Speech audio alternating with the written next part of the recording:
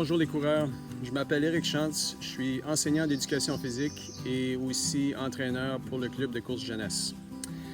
Aujourd'hui, on m'a demandé de vous parler un peu de comment rendre vos courses ou les garder intéressantes, puis de rester motivé pour s'entraîner.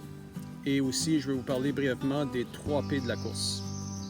Donc, premièrement, ce qui est important lorsqu'on s'entraîne, puis de garder nos courses et nos entraînements intéressants, c'est d'avoir une variété dans nos entraînements.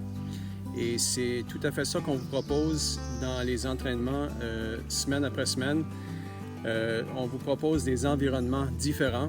Donc, si tu regardes ton entraînement, tu as déjà couru dans des sentiers, tu vas courir, si tu peux, le long d'une plage, à différents temps de la journée, par exemple au lever ou au coucher du soleil, où tu vas te trouver un compagnon avec qui tu peux courir.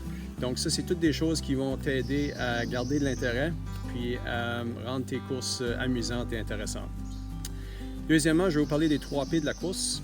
Donc les 3 P de la course, on commence par le P numéro 1 qui veut dire prendre ton temps. Donc, prendre ton temps, ça veut dire de ne pas commencer trop vite durant tes entraînements, ni durant ta course. Si on commence trop vite, on a tendance à se fatiguer trop vite, puis à se décourager, puis d'arrêter. Donc, de prendre son temps, de garder un rythme et surtout de ne pas commencer trop vite, parce que là, tu vas te brûler au début, puis tu n'auras plus d'énergie pour la fin. Le deuxième P veut dire de pousser tes limites, donc de ne pas abandonner trop vite. On a tendance, lorsqu'on devient fatigué durant une course ou durant notre entraînement, notre première réaction, c'est de vouloir arrêter ou de vouloir prendre une pause. Je te propose, si tu peux, de juste ralentir, puis de garder un jogging moins vite, moins intense, jusqu'à temps que tu récupères. Puis ensuite, reprendre ta vitesse, puis de continuer ta course. Souvent, ça aide à juste reprendre notre énergie un petit peu, puis au lieu d'arrêter complètement. Et finalement, le 3e P veut dire de te pratiquer. Pratique-toi. Avec la pratique vient l'expérience.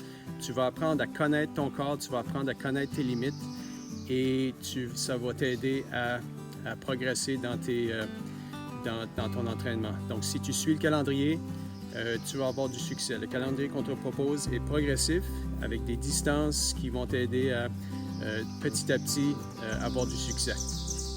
Donc, pratique.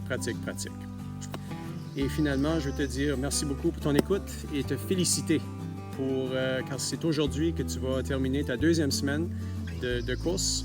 Je te souhaite une bonne journée et surtout, bonne course.